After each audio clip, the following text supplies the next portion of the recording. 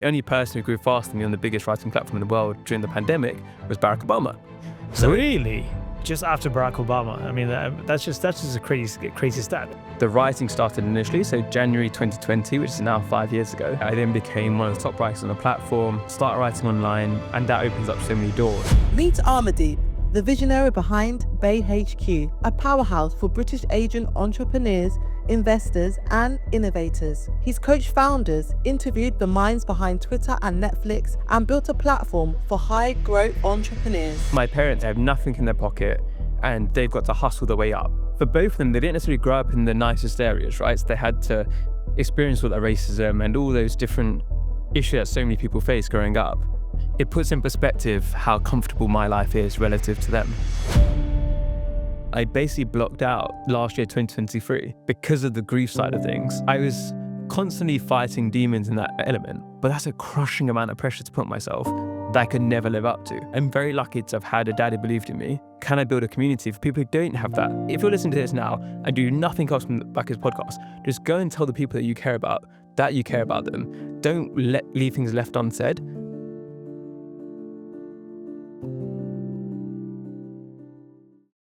You are officially the first podcast host that I have on my show, which is going to be quite interesting, at least for me, so that I can learn a little bit more how to do this in a better way. See, the thing is, because I'm using the other side of the camera, this way I can relax. So it's all of the pressure's on you. I can just chat about whatever, and you've got to keep me on track. It's actually interesting because I've been asked to come on podcasts, and I feel the other side is a little bit more pressure. But I mean, anyway, now I'm going to find out. Because I don't need to worry about the timing. That's all about you. You've got to make sure that I'm on track on being relevant. Fair point. Okay. Tell me up if you need to. Yeah. Before we get into all that, this is the Immigrants Founders Pod. So just wanted to ask you a few questions around that. Tell me a little bit more about your background. You were born here, not born here? Did your family come here? When did they come here? And so on. Sure. So for both sides of my family, both my mum and dad, they both moved here when they were young kids. So both came from Punjab.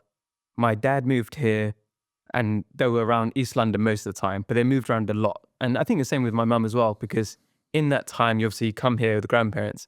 They had nothing in their pocket and they've got to hustle their way up. So I think it's quite common for many people is where my granddads both came across first, had to earn a bit of money, and they bring the rest of the family over. And both of them were invited from the UK government to try and obviously fill the shortages, the gaps. And for both of them, they didn't necessarily grow up in the nicest areas, right? So they had to experience all that racism and all those different issues that so many people face growing up.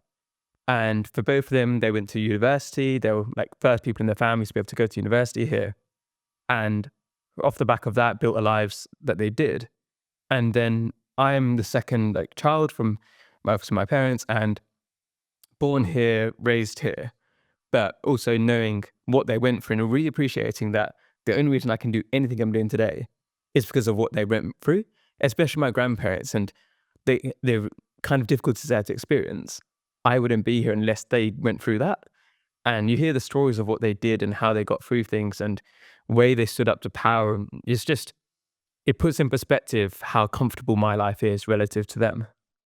And how does that change your perspective? Like growing up, you're hearing these stories from your parents and, your reality. Did you find your reality being a little bit different from other people within your school and, your peers and friends you're growing up with? I grew up in Ilford. So Ilford is about 95% Asian. Okay. So my school was pretty much everybody was from a similar background. And what was good about Ilford when I went to school, it was very mixed amongst Asian ethnicities. So you had people from Punjab, you had Gujaratis, you had Sri Lankans, you had Pakistanis. So even though it was Asian, it was very mixed amongst those. So for me, it was quite good because I got to understand the nuances of the relationships. And obviously as a kid growing up in Ilford, you're basically just mocking each other for all the different differences, right? So I've had to learn how to be PC later on. My sense of humor when I was younger probably wouldn't allow me to be in the seat right now. But that's how everybody grew up, right? We grew up in that situation where friends of everybody from different backgrounds. And what was, I guess, cool about that is I also knew that for my parents, because my parents both came over as kids themselves. They both went to school here, they both went to university here. In many ways, it was a little bit, my family had adapted or assimilated more than some of the other people I went to school with. And I can also see those differences in how maybe my parents were a bit more liberal, a bit more allowed me different opportunities than I knew other people have. So I knew that even at that period, I knew I was relatively lucky that I was able to go to after school clubs. I was able to do all these different things, and I could feel that myself. And I also don't know how much I'm giving myself credit in hindsight for being appreciative of those things. But now I look back and I feel very lucky that I was able to have those opportunities that other people whose parents were in a more difficult situation, having just moved here or coming here after university or after to try and build a life, didn't have the same things I had. And do you think there was a little bit of difference or difficulty in, because you said, okay, so the place you grew up, 95% were immigrant families and so on. So did you feel a little bit off or alienated when you were then associating yourselves with people who are not from immigrant backgrounds? And it's also, so if you've ever been to Ilford and you're listening, so how I got speaking is like Ben answering, like, "Hey, how's it going, Mogwan?" Right? So I went to university in Bath, and that's why I speak a bit more. I don't know how I speak, but I mean, I can only analyze that. But from that background of growing up in this situation where people were very similar and different, well, they were different but similar, then going to Bath University, which most people came from relatively posh environments, it was very different in terms of how I grew up. So I grew up very urban culture, grime, all those kind of things. I grew up listening to Kano and gigs. People I went to, they didn't know those things. They didn't have that same, I guess, streetwiseness about them. And they didn't actually understand half the stuff I was saying. So I had to learn to say butter rather than butter. And those elements, it was, you felt like an outsider, but nobody ever made me feel like that. It's just, there was a clear difference in my background, my upbringing compared to many of the people I met. And you naturally then bond with the people who also from those areas. But I remember the first year at university, I made a conscious effort not to try to do that, right? To try to make friends with people from different backgrounds to me and try to learn rather than just be the kid who goes from Ilford and then only makes friends with people also from the same backgrounds. And I think that really helped. It was obviously really tough to try to make that transition and understand other people. And there was things that were just foreign to me in terms of culture, because in a funny way is, even though I grew up in England, I never met so many white people before, right? So it's like, what is this, like Mr. Brightside and all these like music, for example, and the culture, I just wasn't familiar with it. But I'm glad that I put myself through that in many ways, because then I got to empathize with both sides of the table. And I think one of the mistakes some people make is when you have a certain background, you only associate with people also from that background. And then you get stuck in a bubble and you don't get to empathize with other people. And it also means you can't build bridges. Yeah. Because I had both backgrounds, I can build bridges between people on both sides. And I think that's really important. Why do you think that is so, though? I mean, is it because people want to stay in their comfort zone? And it's, I mean, not trying something new, and it's just, the whole unseen, unforeseen, God knows what's going to happen type of scenario? Or, I mean, is there any inherent reason behind it? It's just uncomfortable, right? Most people don't want to be uncomfortable. Is if you can hang out with people that understand what you're saying, they have a similar humor to you, they have a similar cultural music interests, what films they watch, what TV shows they watch, it's just easier. But then you don't get to see the full warmth of the world, right? Because I got to see those different elements. I got to create new hobbies. I got to understand new things. So I think it's sometimes as well is people have in their own heads that people are going to not accept them. Whereas that wasn't my experience, right? So it was me having to adapt and to learn, and them also learning about my culture and my background. And that's part of life, right? That's part of what makes life fun, is that people have different backgrounds. It would be so boring if we had the same interests and we agreed on everything. So that was quite cool for me to understand, why do people think differently to me? Why is this and why is that? And I remember when I went to Bath University, people I went to school with, they were like, "Oh, why are you going there for? Everybody's going to be racist. Nobody's going to be friends with you. Everyone's going to do this and do this." And it wasn't like that at all. And when I was there was never ever a time where I felt I wasn't welcome because of my background. What it was sometimes, I wouldn't get cultural references, I wouldn't get jokes, or they wouldn't get my jokes. And I had to, as I said, tone down my humor, because I grew up in an area where it was very acceptable to make certain jokes. And obviously, if you grow up in a more posh environment, you have a bit more of a political correctness about you that I didn't have. So some of my jokes was like, I'm clearly joking here, but I don't think they realized that. So I had to adjust. That was one of the adjustments, right? Of having a little bit of a filter, just to understand, okay, I can say this amongst my friends back home, but here, this is not acceptable. And you test the boundaries and you learn, and you need to do that, right? You need to understand. Otherwise, you're just saying people are like this or people are like that without actually knowing any of them. Yeah, and I think the UK is a very, very interesting space, a place, especially London. I mean, London is a huge melting pot. So my background, I grew up in Dubai. Again, Dubai is a big melting pot, but I feel UK or London in particular is just tenfolds of that. And I think when you said you need to do that, I strongly believe you need to do that. There's a lot more you can learn from people when you interact with them versus you just know of them on TV, media, and so on. And I think what better opportunity than the space that you live in? The knowledge sharing that you get from different cultures, different religions, and the people who have lived different walks of life. And that's why now we're looking at the workplace as well, diversity and inclusion. I think diversity and inclusion in the workplace is great, but it should start from your personal lives first. Understanding different nuances, what is funny, what is not funny. It also helps you develop as an individual. Yes, you're trying to bridge those bridges, between those two cultural backgrounds, but I think more so for yourself. I mean, you just become like a well-rounded person, and I think no book or schooling system can give you that. I think it's your lived experience that you're able to have with people who come from different cultural backgrounds. I think that is just magic. Yeah, and you can drop me in any room now, and I'll find something in common with somebody. Yeah, and it really helps in that way. And I think sometimes what the challenge is, and it's one of the things I think about myself now. So I went back to my school recently to give a talk, and we went with a few other people as well. And one of the guys there, he's very much kept the same way of talking from when we were at school. So he was very much still speaking like this, and he's done very well for himself. He's sold a couple of businesses, and as I was listening to him speak, he's like, am I not betraying my background, but am I over assimilating? And is it actually good if I do change the way I speak and show that element of somebody who's from my background and where I grew up and speak in that way? Because it also changes perceptions of other people. Where if they hear me speaking like this and like, oh, you probably went to private school or whatever it is, then they don't also understand, okay, I can hang with them and be intelligent and be whatever it is, even though I speak like that. And then when they meet other people who speak like that, they maybe judge them a little bit less harshly.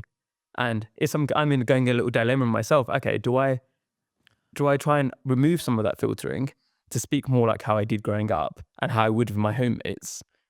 Or am I, and it's a debate that I have at the moment that I don't have an answer to.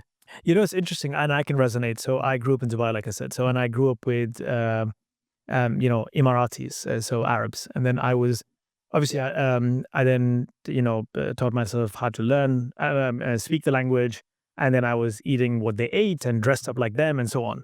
But I consciously did that as well. Sometimes I used to also feel that, am I forgetting where I came from? But I don't think that's the thing. Like, it's, for me, I think it's just a form of respect also. Like if I'm in a setting which is somehow not similar to mine, like I'm putting a conscious effort to somehow, be one with that setting. And I think that also shows people in that other setting that, okay, this person is trying to make a conscious effort. And I think I kind of tried to put on a British accent when I moved here. That didn't work. But I think maybe because I'm a little bit older now as well, and I've given up on that. But I think it's just, in my opinion, I think it's a form of respect. I mean, you're just, you are respecting that other person's culture, and you're trying your best to emulate as much as you can. Of course, never forgetting where you've come from. I think that is I think that is also powerful, because you have your own core cultural background, and now you're trying to learn from someone else as well. Yeah. And I think, like you said there, it's one of the key things is making sure you actually be understood. So if I spoke how I did growing up, nobody would understand me. And if you can't communicate effectively with people, as you said, then you're not getting your message across. Yeah. Who does that benefit, right? But it's the element of sometimes being able to drift in and out a bit, just to show other sides of you and show that there is a bit more. And I think people always like when I do speak a bit gangster, because it's like, oh, okay, like that's why I got speaking, and people can relate to that, right? Whereas if they think it's being able to flip between a little bit, just so people know there's a variation within you, rather than just completely wearing different masks. And I think that's the bit I'm trying to work out is, okay, how much of the different sides of me do I show to different people? And the other interesting thing is it's not a conscious thing for me. I just seem to go into that mode because, okay, in order to be understood, I need to speak like this. I speak an octave higher. I take breaks in between the words, and I'm not consciously doing it, but I know that it's happening. So even as I'm speaking now, I know that I'm doing it, even though, and like now I can't stop it. But if I speak naturally, I speak really fast. I don't take breaks, and your listeners will have no idea what I'm saying. Let's just say it's a sign of a smart person, and we rest it to that. Because I mean, you're talking about the different, your pitches, going higher or lower. I mean, that's a form of public speaking as well. I mean, if you do public speaking 101, they will tell you. I mean, it's the body language, it's the tone of voice. I mean, it's just so many aspects, not just the content. So, I mean, that's exactly what you're doing. Maybe initially you did it consciously, and now it's just your subconscious taking over. It's like driving a car. When you first learn, when you consciously are driving the car, and now you're not consciously driving the car anymore. But yeah, let's just rest at it. It's a sign of a smart person, and I think it's also important for people to work towards bettering themselves in any way, shape, or form. And I think this is one of that. Leading on to how that has, you know, evolved into your work life. So just tell me a little bit more before Bae. What have you done? Where did you graduate from? Not from, but what did you study, and what led you into what you're doing today? So I studied economics at University of Bath, and I chose economics because I didn't know what I wanted to do in my life. And I did pretty well at A-levels. So I did the classic thing. My A-levels were biology, chemistry, maths, and economics. And then I wasn't passionate enough about going down the doctor dentist route. So the next natural thing for me is, okay, I'll go down economics. And I did enjoy it. But at university, economics can be very mathsy, and it's based on a million assumptions. And then I did a placement year at the Bank of England. And the job title is a research assistant in the External Monetary Policy Committee unit. What I basically had to do is all the daily donkey work, right? So MPC, for people who don't know, the MPC is the Monetary Policy Committee. So they're the ones who decide interest rates. So I was working for 4 of them. And it was really incredible experience because I'm working with these people at the very top of their game, some of the best economists in the country, who have to make a decision that's going to affect the lives of everybody in this country. And it has such a dramatic impact on people. And this was 2012, so during the Euro crisis, when the government bonds were going all over the place. So it's a very exciting time to work there. But as a 20-year-old, it's also a very intellectually difficult thing to do, to try and keep up with all these different moving parts. And I learned so much from that experience, but it was very, very intense to try to keep up with these people who are some of the smartest brains in the country and learn from that. And I then went into after university. So I can also be honest, I really struggled to get a graduate job because I didn't really know what I wanted to do still. You just know, okay, I'll go into like what was the classic things of consulting, banking, audit, but I didn't really want to do any of them. It's just, what do I do? So you pick a job and you apply for things. And it's so funny as well because I failed. So I used to get lots of interviews, but I failed all those interviews. And considering now what I do as like my career, it's quite funny that I clearly wasn't very good at interviewing in the past. But I remember in that final year of university, it really got to me that I wasn't getting a job.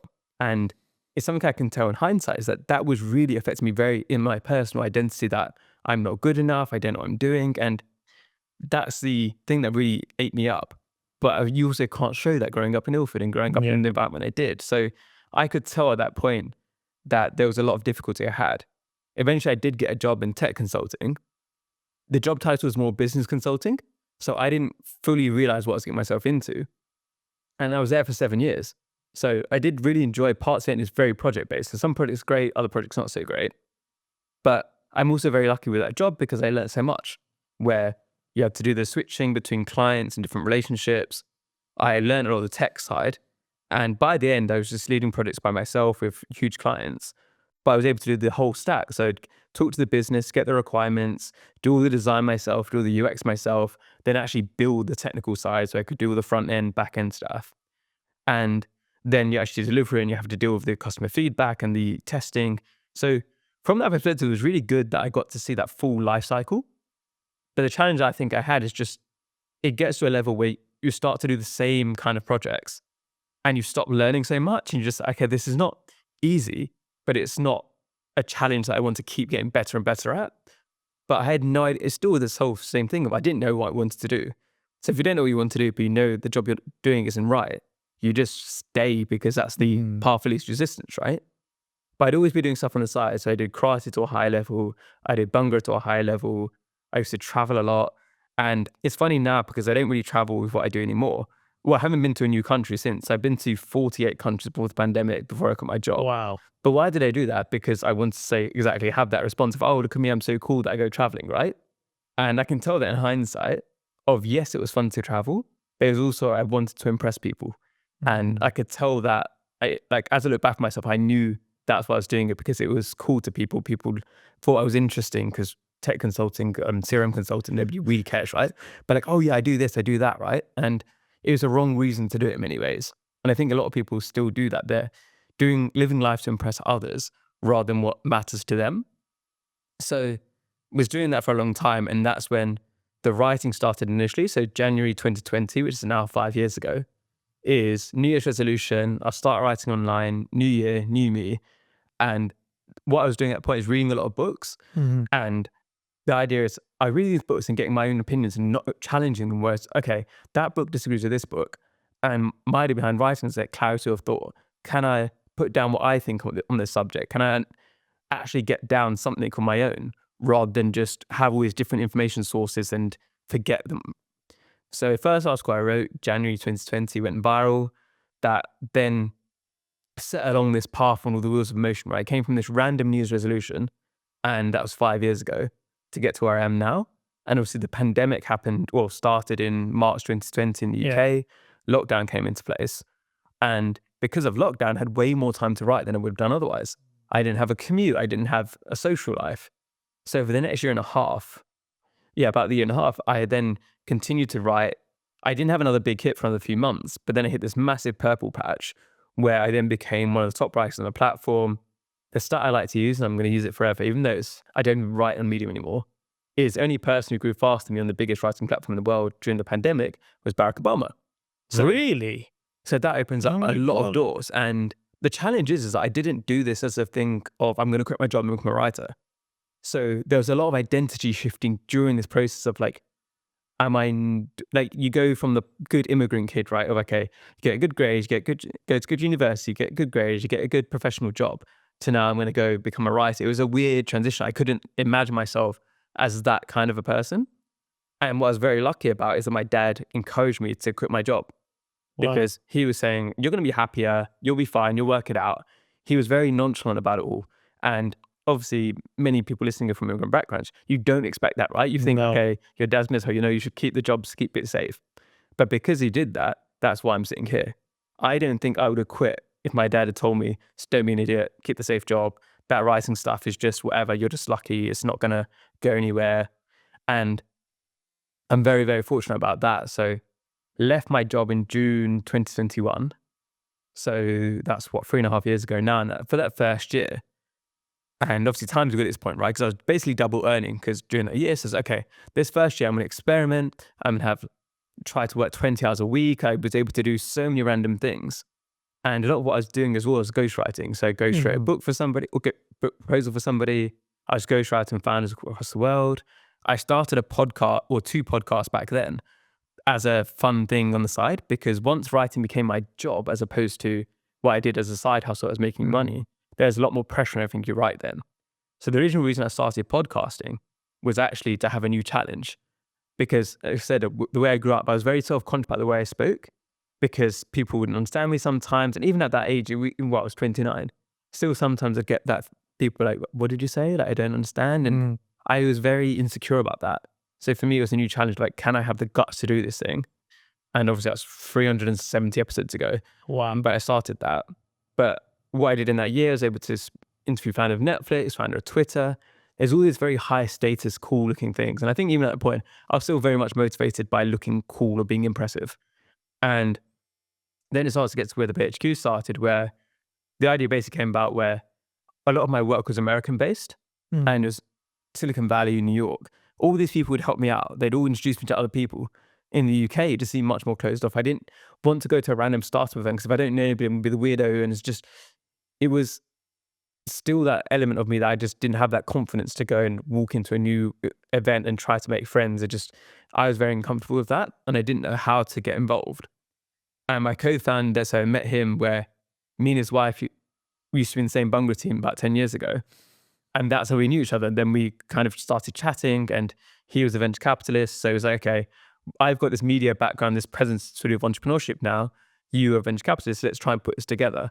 But it was just meant to be a little side hobby. And what then happened, where the story of my dad is important, is that my dad passed away in August 2022. And then because of that, you have a whole existential crisis of what's the point of any of the stuff I'm doing? I'm not really helping. I'm just doing things because it's cool or because it's fun. And that's what brought about the mission of BaeHQ and why we do what we do. And that's 2 years ago now. Wow. First of all, sorry to hear about your dad. We did kind of touch on it before the pod started as well. That's a journey. But I think it's also very interesting. First of all, oh my God, like you were just after Barack Obama. I mean, that's just a crazy. I think it's got an unfair advantage. I don't think it's really fair. Yeah, it's lucky. I mean, I was literally just gonna say that, and he's like the president of America, so of course he's number one. Like, I mean, that's amazing.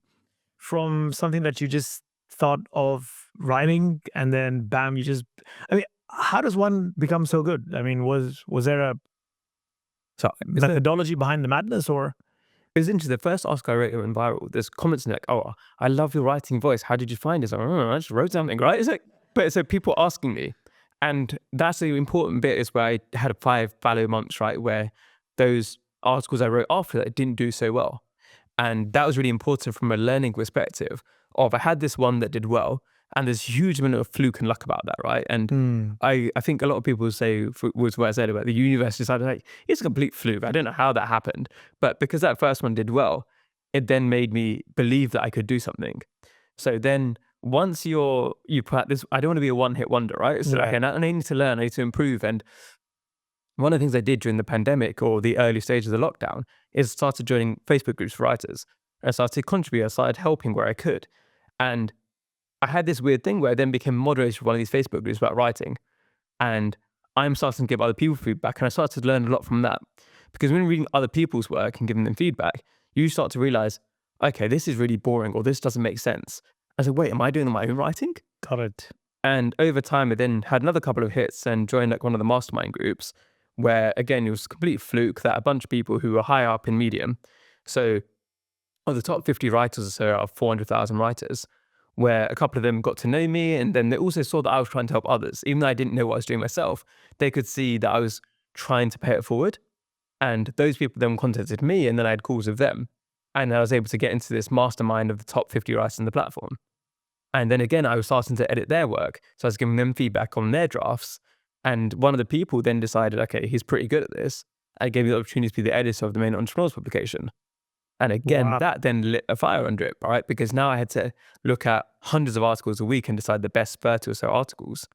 Because of that, the learning process accelerates massively.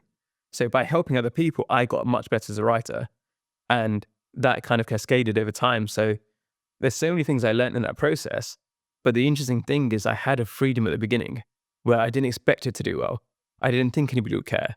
And as you get better, you start teaching other people how to write, you start coaching people. There's so much pressure on my own writing. And what happened after my dad passed away, I just stopped writing for a while because a lot of my writing was about balance and how do you maintain ambition and not burn yourself out. And I ignored all of my own advice. And that existential thing comes in, right? Am I a fraud? Am I just telling people advice I don't follow myself? And it all broke under that extreme.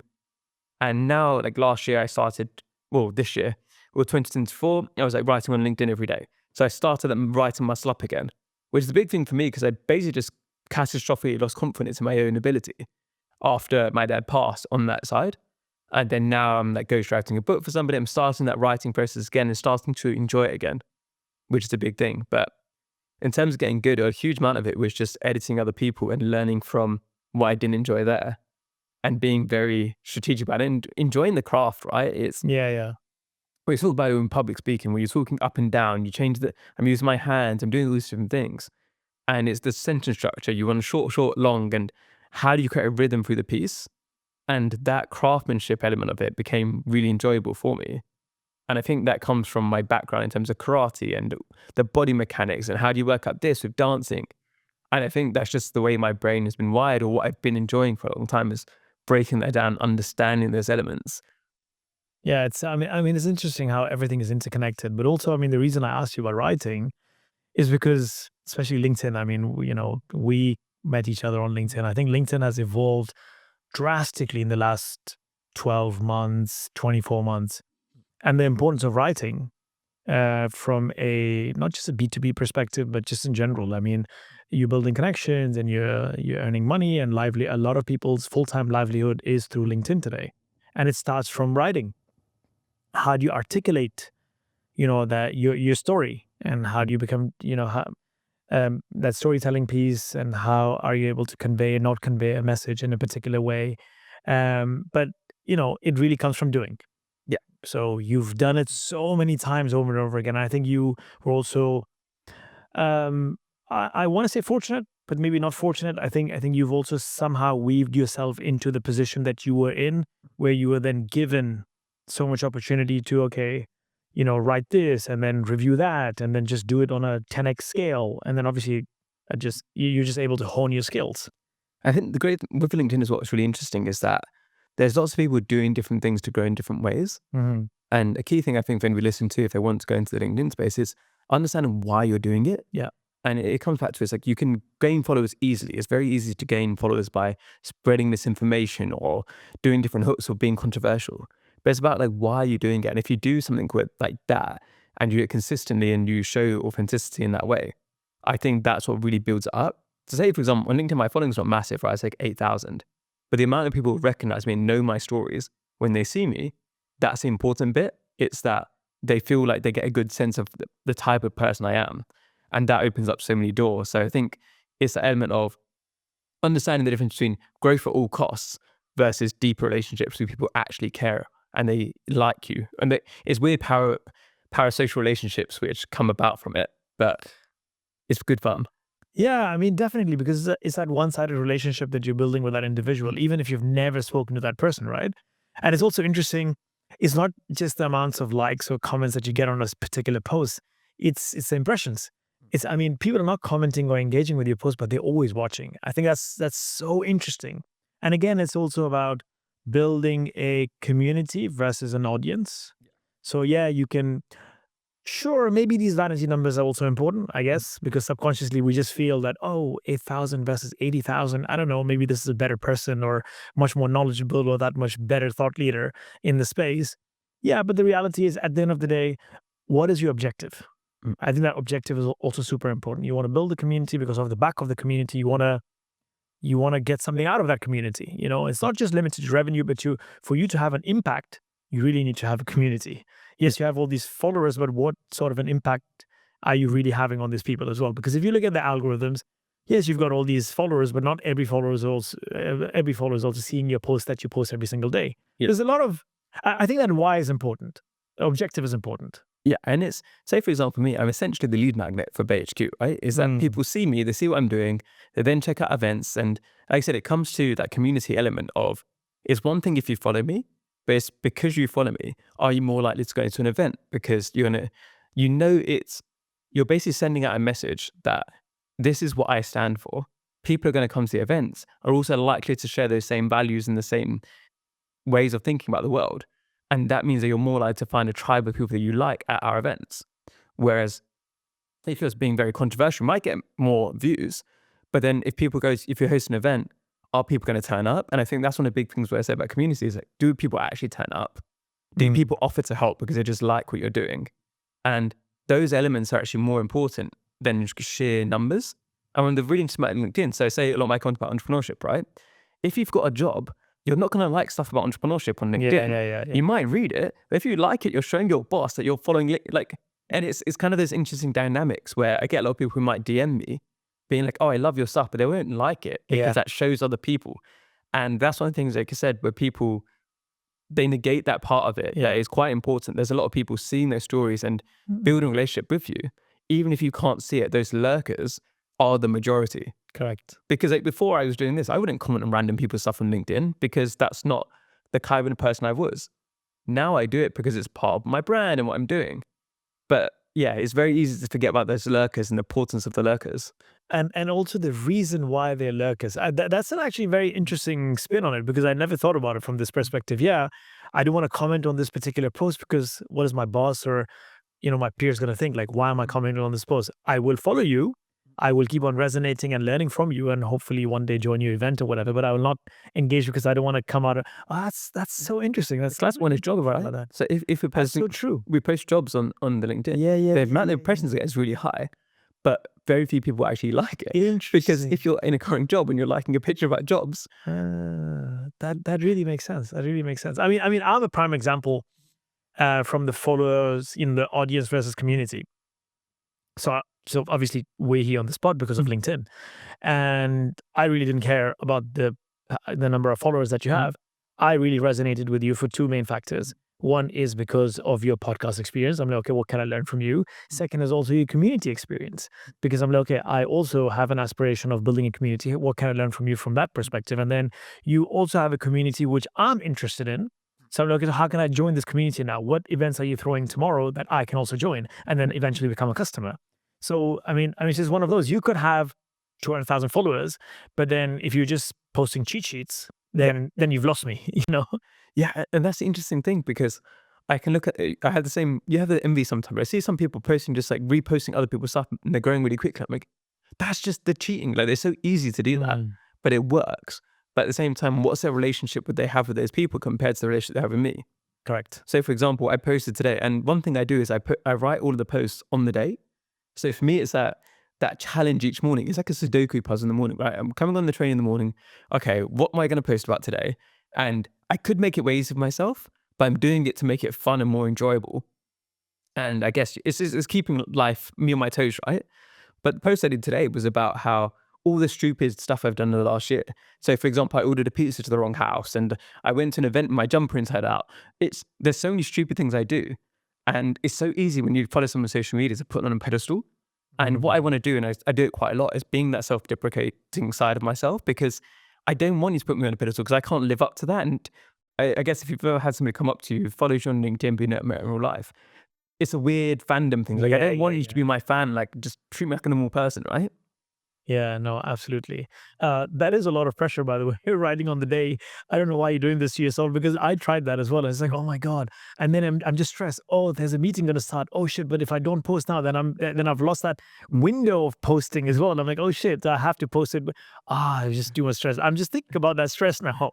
But I guess for me, it's the rep shot. It's the, Yeah, no. so I've written 200 articles, like 200 ghostwritten articles, like every day on LinkedIn for the last year. So it's just, that's a skill I guess I have, and it's keeping that skill sharp of how quickly can I make my thoughts clear? Because I think it's the whole thing, writing is clarity of thought. Yeah. So by doing it every day, I'm testing my clarity of thought. And if my post isn't very good or it's not very understandable, then I know that my opinion on what I'm trying to say needs a bit more work. I need to reflect on it more. So for me, it's that testing my thinking. Is my thinking sharp and clear? And if it's not, then my post is going to be confusing people and people aren't going to engage. And it's also very interesting. I don't know if you've noticed this, but every single time I felt the energy or the love in the post, it also somehow resonates with people and it does well. Versus what I'm just like, okay, this is maybe pre-validated content, but it's really not connecting with me, and it doesn't do well. Yeah.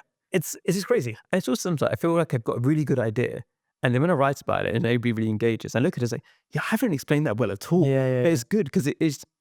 I think it's really important for anybody in business, for anybody who's doing anything, is how clear can you make your ideas? Because that's a differentiator, right? Everybody can have ideas, but if you can't express them properly, Correct. then nobody's going to back you, nobody's going to invest in you, nobody's going to want to be your customer. So it's a really important skill I think people underrate. And the writing is communication, right? Whichever platform you use, can you make your idea really clear? Correct. And often I can look at my older posts from this year, so okay, I can make the idea better, I can make it clearer. And even now, we're constantly iterating with BaeHQ in terms of what do we say we are? How do we make that really clear? Because we can do sometimes too many different things, and it's confusing to people. Yeah, and communication is super important. And like you rightly said, it's not limited to your writing or LinkedIn. It's just, I mean, you communicating your idea to your first person, which is your co-founder, and then the other people who join the company, then the investors, and then the partners, and then so on. I mean, I think being able to articulate your vision, your idea is super important because, storytelling, again, coming back to that, building that connection, making people trust you and your vision. I think that is everything. Yeah. And I always worry sometimes when people say they're not a good writer. And it's just clarity of thought. So are you trying to tell me you're running a business and you can't express your idea clearly? How do you do sales? How do you do any of that, right? So it's just a muscle. And I think it's just a good thing to train up for anybody. And you don't even have to publish it. You can just have a journal. It's removing the different elements away from it. It's like if you just keep a journal and every day you try to get an idea down and make it clear, you're flexing that muscle and you're getting better at it. And when you get better at that muscle, that opens up so many doors. Do the reps. Yeah. So tell me more about BaeHQ. So how does it start? What does it do? What do you do in the business? Sure. So how we explain it now, and I just mentioned about the clarity of how we explain things. So we now say, it's the community for high growth, British Asian entrepreneurs, operators, and investors. And there's different elements come into that, right? So we've got 4 main pillars. So you've got the media arm. So we're 200 podcasts in. So 200 episodes came out last week. We do news coverage. We cover early stage Asian founded startups. Then we have the event side. So we have about 2,000 people come to events now in the last year and a half. Wow. So there's events with Google, Amazon, HSBC, all of those kind of people. And we try to vary up. Some are workshops, some are more fireside chats. And that's part of the learning process, right? We can do different events, see what resonates with different people. And we have different verticals events. So it might be one for fintech, one for climate tech. And it's being able to serve different people and just learning through that and bringing people together. The opportunity side, which is where we're really focusing on as well, because it's one thing, like I said, I get to chat to all of these incredible people all the time. Look at me. What am I actually doing about it, right? Because with the opportunities, so we've been into schools and universities and we go and give talks there to just showcase, here's some people who look like you, who came from the same background as you, have done well. Then we're starting a work experience program for 2025. So we're partnering with 5 schools. So how do we get 100 kids from those schools into startups, into entrepreneurship as a work experience that they wouldn't get otherwise? And to me, key metric, am I actually doing something good here? Can I get all those fancy podcast guests who've done so well to do that? Can I get them to take on a kid like under their wing? And if I can do that, I'm doing something good. If it's just fancy, look at me, look at this, I'm not living who I say I am, right? And then we also have mentorship programs outside too. Then we've got the SA regulated arm, so we help people with investment stuff too. So that's the other wing of what we do. But in terms of how this started out, so as I said, met my co-founder. We didn't have this idea when we met. We just basically bitched about how nobody helps each other. Asians like keep each other down. Everybody fights each other. Everyone's this. I think any good company should start from a ranting session, right? Of like just showcasing the problem and how much we were annoyed at the problem, frustrated at that problem. And then it came down to, well, why don't we do something about this? And as I said, it was just meant to be a small thing where we do a podcast, maybe in the odd event. But because of my dad, it flipped it for me. And at the time, I co-founded a job, so he was still working his day job. And we started out the podcast. So, like I said, like 200 episodes ago now. And for the first 6 months, it was mainly just a podcast. And our niche wasn't so clear. So we were kind of spraying and praying a bit. It's just any random Asian person, right? Who's obviously done well in their field, but it's not, I mean, now it's very clear startup, tech, entrepreneurship, right? So there's a consistency. Whereas at the beginning, you'll be one person who's an influencer and the next person's this, and the next person's that. And it wasn't a clear thread of why should you follow us? What's the value add here? 6 months in, we had our launch event I don't know why we called it a launch event 6 months later. And that was our Balderton Capital. And off the back of that, the event's become a bigger and bigger part of it. And it's one of those blurs of just trying to remember everything that's going on, because I also think I basically blocked out last year, 2023, because of the grief side of things, where I was constantly fighting demons in that element. And what I did is the classic, it's not what I'd advise other people to do, but I worked extremely hard so I didn't have time to grieve because the grief was so difficult. So instead I just stressed myself out of work instead, because even though I was burning out, even though I felt terrible, that was easier to feel that way and to be too exhausted to be sad. And not a healthy thing to do, don't recommend it, but that's what got me through that initial period. Whereas now I've been able to be a lot more reflect on it, and I think a big turning point was it took a week out towards the end of 2023 to just reflect and just switch off, read. And that gave me that perspective again that I really needed. And I mentioned it earlier before we were talking about that book, 4,000 Weeks. That's when I read that. And I think it was a perfect book for that time in my life to just stop me putting so much pressure on myself. Because the thing about the origins of the BaeHQ is me trying to fulfill my dad's legacy, or my dad, how much he meant to me trying to pay it forward. But that's a crushing amount of pressure to put on myself that I could never live up to. But now I can be more healthy about it and say, okay, I'm very lucky to have had a dad who believed in me. Can I build a community for people who don't have that? For people who don't have a dad who could, to be able to support and believe in them, right? So we now have a community of people who, if they don't have family support, my family aren't able to, they can now feel like they're welcome, because people come to our events and say, oh, like none of my friends believe in me, none of my family believes in me. So we're like, we're now in a room full of people who know how you feel. And that's a longer term element of it. So it's looking at how you built yourself. We can take a school kid, give them work experience, give a talk there, give a work experience. At university, we can do events with them there. We can help them get a job at a startup. Then once they're ready to do their own thing, if they want to do their own thing, we can then help them on that stage. We can get mentorship, we can get funding. It's that entire life cycle is what we're trying to do. And we obviously pick the hard mode, right? Do all of it rather than just a little part of it. But as you evolve over time, it's much more clear about exactly where you fit in and where our capabilities are. There's something really beautiful that you said before we started the pod. Again, when we were talking about your dad, it'll be nice to hear it from you, but from a perspective where, how you've had this mind shift where you feel sad and the whole sorrow when you lose a loved one or parents especially is because the mind shift is, okay, at least you have that opportunity. I mean, you miss and you feel this way is because you had that love and the care and the support. If it was the other way, you wouldn't have missed that person. So it's one of those where would you have loved and lost or never loved at all? Yeah. I think what I said as well, it's such a privilege that I had that, because I appreciate so many people don't have good relationships with their parents, or they lost their parents a lot younger than I did.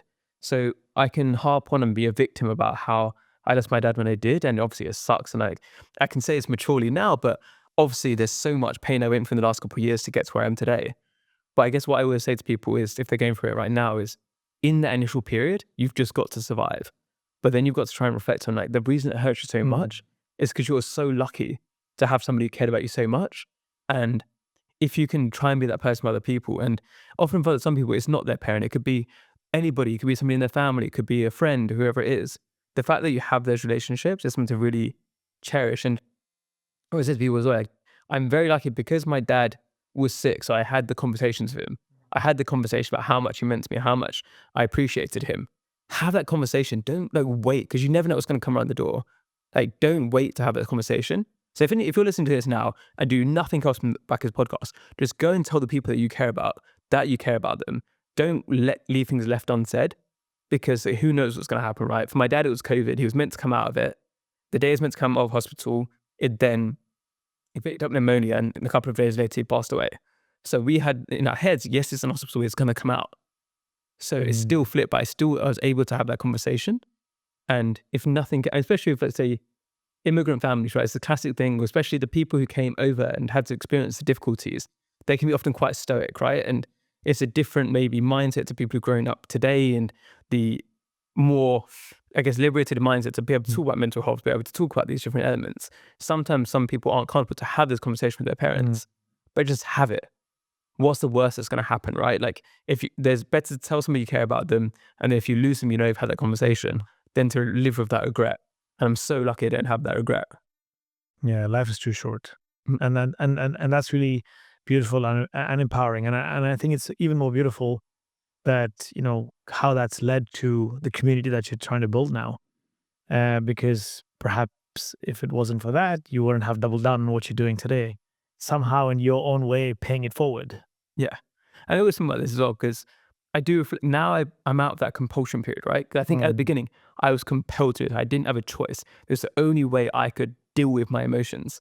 Whereas now, because we're a bit further ahead, I could just be chilling. I could just be taking that easy route. I could be earning lots of money. I don't have to have a public persona, but I've chosen this harder path, and I'm proud of myself for doing that. And because I could because I know that I have the option to take it easy and I didn't do that, then it looks at what matters to you, right? It's like I'm proud and I'm happy with myself. I'm choosing to do something which is helping other people in the capacity that I can, right? Like I'm not solving world hunger. I'm not doing anything like that. But I have this ability in this particular space where I can open up doors. And in some ways, that's a big thing I can do. I can knock on doors for other people who aren't able to do it themselves.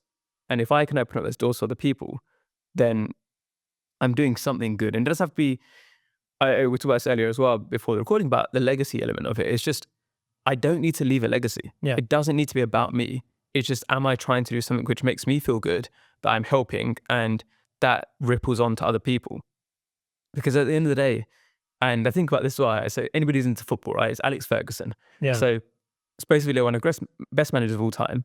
But as soon as he left, look what's happened for the last 10 years. So for those of you who don't know, Man United did very well for 20 years with Alex Ferguson as the manager.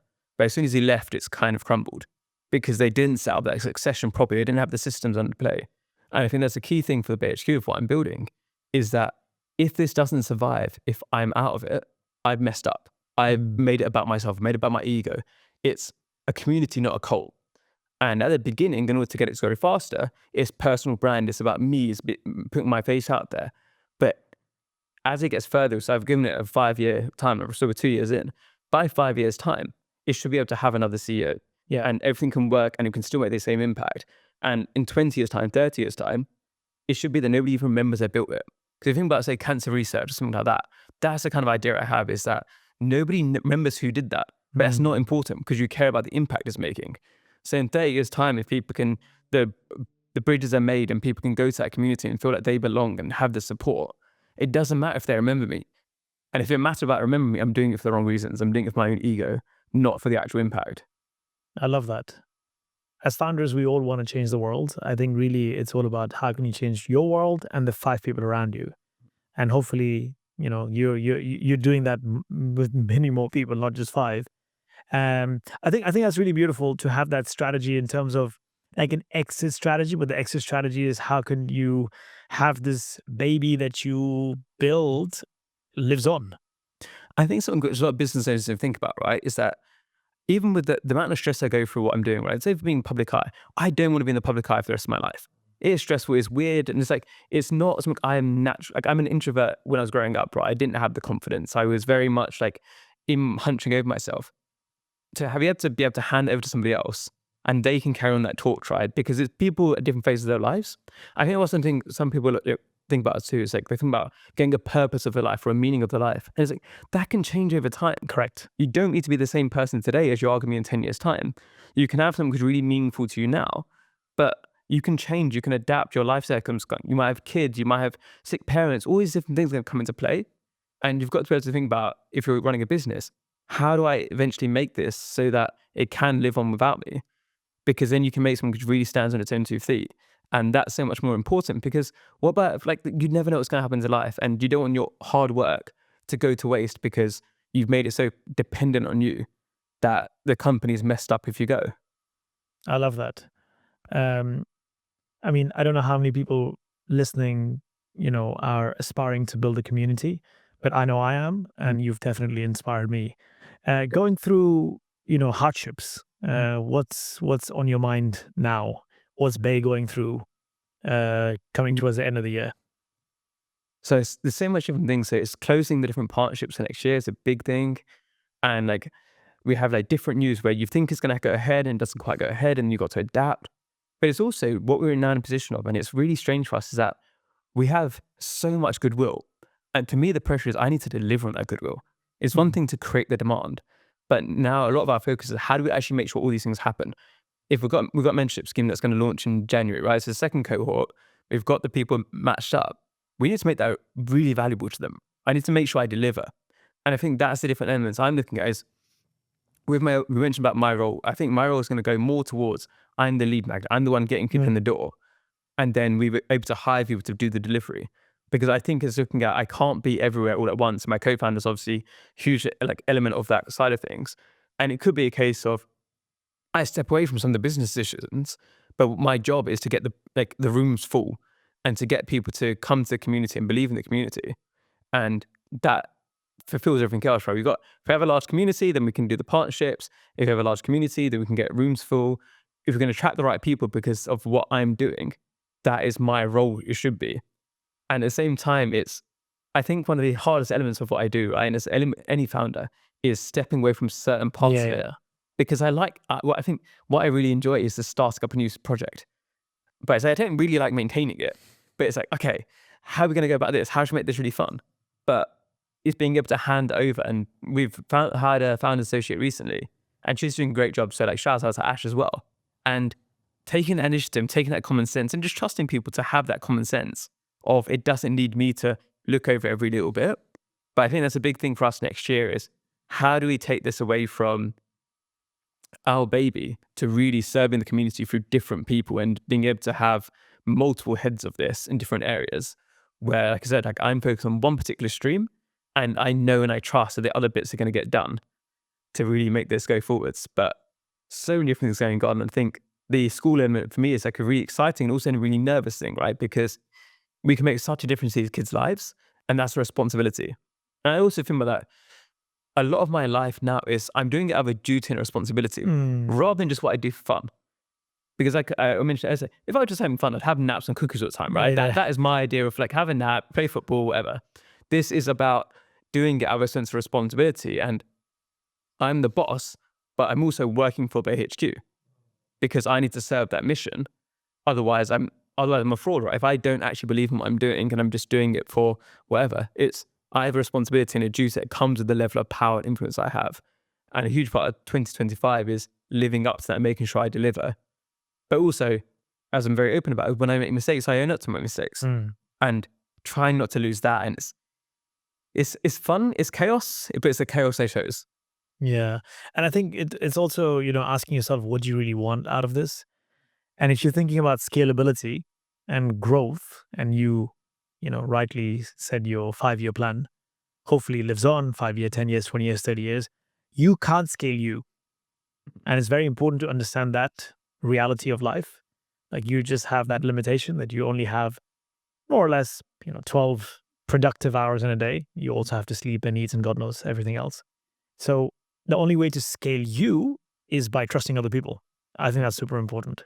Yeah, and it's a weird paradox because next year, in some ways, I'm going to really focus on the personal brand because what I'm trying to do is get it to escape velocity where because we're so big. So let's say if we just like make up some numbers, so let's say I get 100,000 people on LinkedIn. The fact that I've got that rubs off into BaeHQ. Correct. And then more people trust the BaeHQ. And like business brands, as you know, always grow slower than personal brands. So if I can get my personal brand big enough to, by association, grow the BaeHQ, then BaeHQ eventually becomes big enough on its own 2 feet to have other people involved. But we've already started, for example, the podcast. Some of the episodes are now hosted by somebody else. So we're testing out these different elements. How do we reduce dependence on me? And it's also like, I've done 300 and something episodes. It's making sure I don't get complacent too, because it's very easy to just me rock up and just chat and just do it. But changing that format and experimenting still to keep it fresh and fun. Because if I've done it so many times, I get a bit bored or samey, that's going to come across to the audience. And it's changing things up and making sure I'm still on my toes as well. With the LinkedIn challenge every morning, for example. That's amazing. You are doing a lot, by the way, especially in terms of content production. I was like, oh, wow. Because I'm trying to work on LinkedIn. I'm doing this pod with you. And then off the back of this, hopefully build that community. So definitely I've learned a lot, but it's a lot of work. It's a lot of work. But also it's an intentional thing. 100%. Yeah. How do you outcompete? Is most people cannot do 2 podcasts a week. We've done that for 2 years.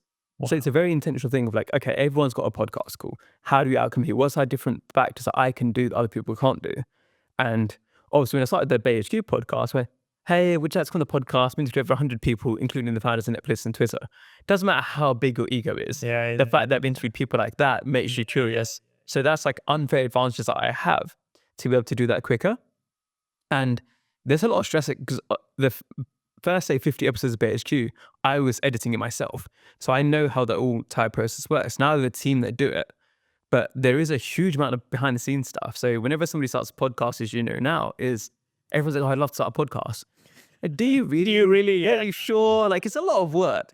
It's hard to, but that's the problem, as I said, because it's hard, that's an advantage. Correct. If it was easy, there's no advantage doing it, you're just noise. but so few people can maintain a podcast. I think it's only 1% of podcasts get past episode 20. So once you've got Really? past that, and then you keep going, then the longevity, it speaks volumes about you and your work ethic and your commitment. And Correct. do you actually care about your mission, or is it just a little fad? Because I know so many people who will argue with me about, oh, you should do this. Like, they want to get mentoring sessions about podcasting, and have a blanket no on that, right? Because I've helped so many people who gave up after 5 episodes, and there is no point in me helping you and taking out time out of my day, especially when somebody is already successful, to just help them and then they give up after 5 episodes. So like, there's no, like, it's not a good use of my time. I'd much rather help people at schools or universities with other stuff in terms of staff development. And I think that's one of the complexities too, is like, if I'm going to be trying to do good, what's the best way for me to do that? And helping people to start a podcast and most likely can give up probably isn't the right way for me. Yeah.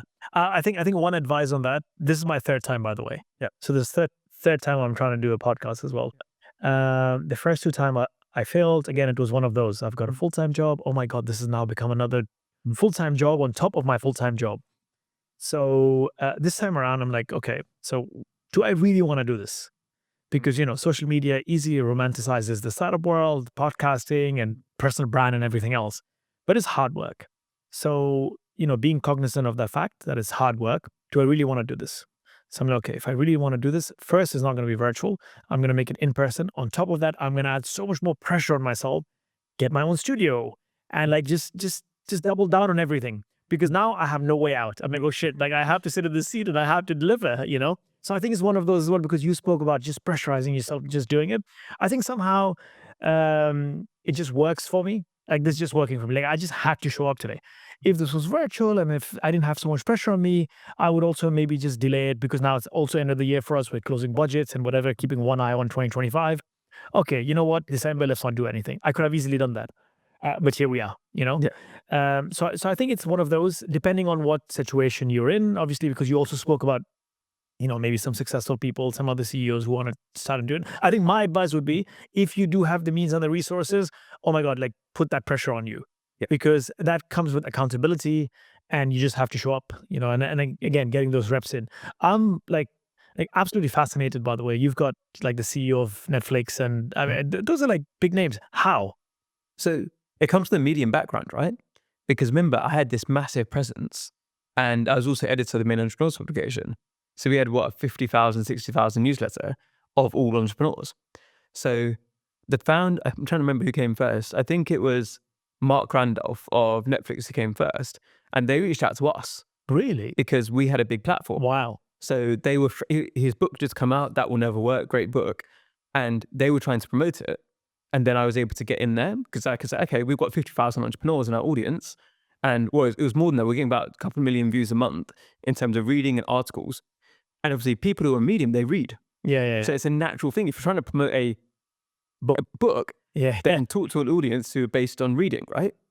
So that was him. And he's had a massive impact in the way I view a lot of things, because I did an interview with him, and if you watch that interview, you can just see like the sweat around, because I was shitting myself. Can I spell on this? So you did, yeah. So I was shitting myself in terms of, who the hell am I to be interviewing this dude? Oh my God. But at the end of the episode, so we did it for an hour, virtual, obviously, because it was a pandemic, and he was saying like, God, tell me your story. So this is a dude who's created Netflix, but he's also created like 6 other companies, and a couple of other ones are billion-dollar companies as well. And he's asked me about my story. He doesn't have to do that.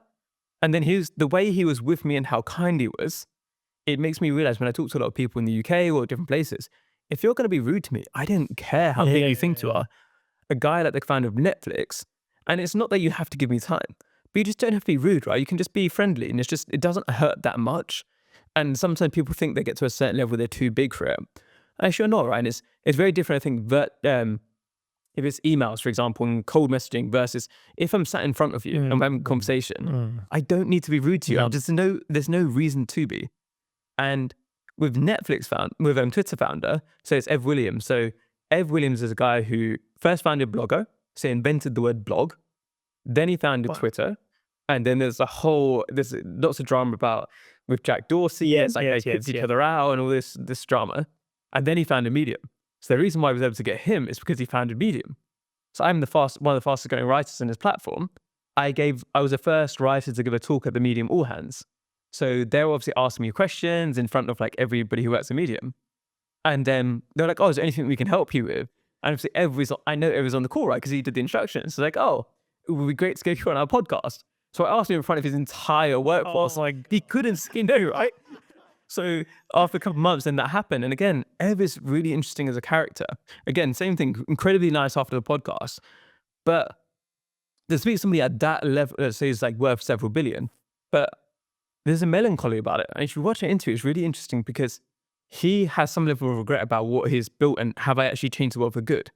Because if you look at Twitter or now X, whatever it's called, and how impact that's had, for example, where it's helped freedom movements, but it's also how much misinformation and how much has it poisoned some of the discourse. And he's really reflective and trying to work out, okay, it's not just, oh, I've looked so successful. It's like, did I actually do good in this world or did I actually create a monster? And his Medium was his way of trying to maybe fix maybe the beast he created with Twitter.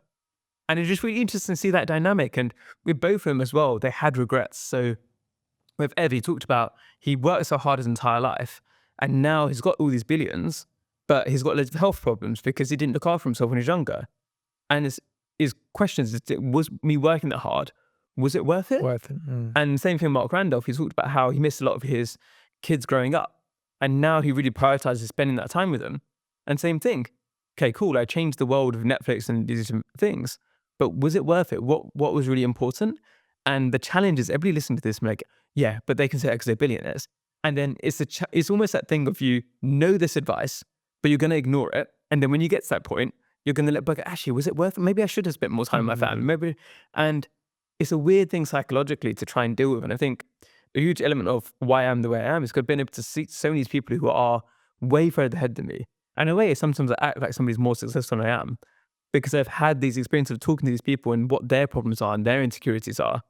And I can preempt it. It's like, okay, I should still prioritize family because these guys who look so successful when you put them on a pedestal, they regret that. They regret looking after their health. So I don't want to get to their stage and have all these regrets. What's the point?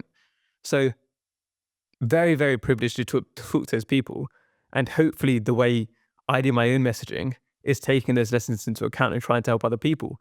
And that's not to say I'm not a complete idiot sometimes and just like I put myself into my own mental cages and do stupid things.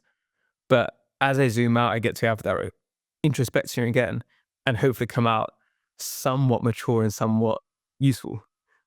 Where can I find your community? I need to sign up. I hope these are the types of messages you're spreading within the community as well. Because I mean, you know, the technicalities of things are important, you know, how do you raise funds and all that. But I think there should be like a bigger message. I think that's important, especially when you're uniting, you know, founders, because founders do have a big responsibility, in my opinion, because there's a lot of, I mean, they are the custodians of the company, and a lot of people, you know, perhaps maybe look up to them, or yeah, I think it's a big responsibility, and I think that mindset shift is important. Yeah, and it's so interesting because I always go back between this myself about in order to build something that's going to change the world, you've got to be a bit delusional. Yeah. Because otherwise you wouldn't do it. It's not the same thing somebody does, right? But am I encouraging people to be delusional by trying to encourage them to think big? Is that a healthy thing to do? But it's also, it's one of the things I'm now questioning in myself about how I phrase things and how I word things. And what I try to be really clear about is I show the other side of things, right? I show the struggles, I show the things where people do have those regrets. But I want to make sure that I'm never telling people they should quit their jobs. I'm telling people, like, if you want to do something and you want to quit your job, we can support you. And I think that's a big difference, say, me and a lot of other people in this space, is a lot of people, one of the things that really annoys me is when people are founders talk about how if you work for somebody else, you're a slave and how like you'll never be free. And it's like, you have employees. Yeah. Your employees follow you on LinkedIn and you're putting out this message and you think they're slaves and you think they're stupid because they're not doing their own business. And we talked about it earlier about, it's about the phase of your life you're in, right? For some people who have the ability to, and I think that's where the responsibility of founders comes into play, they've got a level of risk taking and a courage and that a lot of people don't have.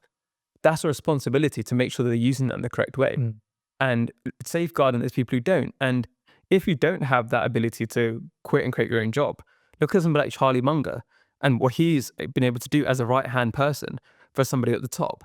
there's huge value in these people who don't want to start their own thing, but can be leaders within a company.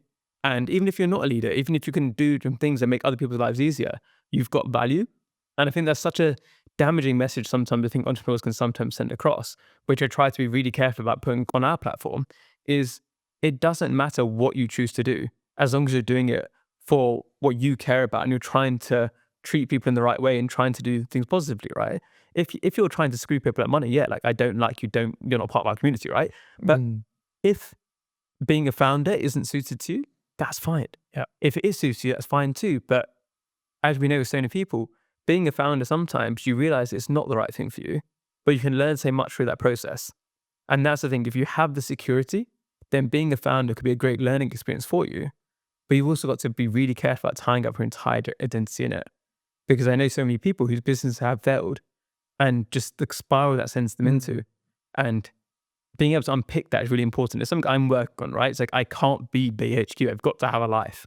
Otherwise, if something goes wrong with BaeHQ, what happens to me? Yeah. Yeah. And I've said this so many times. I mean, and, expectation versus reality, social media absolutely romanticizes the whole start a company, be a founder, and so on. And it's not for everyone, but like everything else in life as well, not everything is for everyone. And I think it's really important and I'm not discouraging people from starting their own companies by all means. If you think that's the right thing to do for you, then do it. But weigh your odds. I think it's super important to speak to a lot of founders and try and speak to them not on social media, try and get them on personal settings as much as possible, DM them, whatever that may be. And try and get the real truth for yourself and have a good bullshit filter. I think that's really important. It's one of the things we see, right? Sometimes people at the earlier stages, it's a lot of people are driven by, say, insecurity. Is they're doing it to prove it to other people they can do it. But those aren't the people you want to be listening to or paying attention to. And it's where the people can have that reflection and be able to give you that honest thing. Okay, these bits have been really good. I really enjoy these sides of entrepreneurship, but these bits aren't so good. But for me, the positives outweigh. When somebody's like, oh, everybody should quit their job. Everybody is like, you don't have the perspective. You don't have the maturity to be. And as I said, that's the thing. You got to like pick your role model as well. The people who can be vulnerable and transparent are the ones you want to hear from. Whereas so often on social media, it's the people who can shout the loudest. Yeah. And there can be the nuance gets lost in social media, right? And you've got to pay attention to that, because if people can't get all the nuance to get a bigger audience, you've got to know there's a gap. If you don't know there's a gap, you can send yourself down a path which might not be right for you. And we can't stop that. But none of us, like me and you, can't stop somebody from going down the wrong path because somebody else has told them you have to quit your job, otherwise you're worthless. Yeah. I mean, for the most part, it's a shit show. We're just making mistakes after mistakes after mistakes, and it's just going horribly wrong. And we're crying and endless, nights of not sleeping properly, not eating properly. It's just horrible. I've been through that. You've been through that. So, yeah, but I mean, it's also one of those. I wouldn't also change it for a thing. Yeah. As I said, like, it's chaos, but it's a chaos I choose. Yeah, correct. Because I could right now stop the BaeHQ tomorrow and go and get a job, and I could probably have a nice high salary. I could retire from the public world. I don't ever need the pressure on me anymore. But I'm choosing this every single day. And I think I mentioned about compulsion last year. Now it's not a compulsion. I'm doing it because I want to do it. And even though it's hard, even though it's stressful, I want to do it and I keep going. And every day I make that decision to keep going. And I'm glad that you've made that decision to keep going, because I think you've built a beautiful community, because it has a beautiful ethos. It came from a beautiful story. And 100% I will be looking into it as well. Thank you so much for sharing everything with me today. But before I let you go, if you were to reflect back, that kid growing up from an immigrant family, what would you tell that kid today? Don't put limits on yourself. I think when I was younger, I thought I could do these kind of things or that kind of thing. But then now I just realize there's so many more doors open to you than you realize. And it's not, I think so many people have this idea that this is the type of person I am. And I was a little introvert. There's no way in hell you'd ever think that I'd be the kind of person, if you knew as a kid, to have hundreds of hours of me talking online. I was not that kind of person. But having the idea that actually maybe I can, and if I really care about it and I work hard, then why can't I? And that's the thing I really encourage people to think about, especially wherever stage they are, is it's not going to be easy if you pick a hard path. You can't just think, okay, I want to do this and it's going to be easy. But if you open up the right doors, if you connect with the right people, if you do the work, why can't you? Also, nothing great comes easy. Hmm. Thank you so much, Albert, for coming on the spot. I absolutely enjoyed that, and looking forward to joining your community soon. Thanks so much for having me.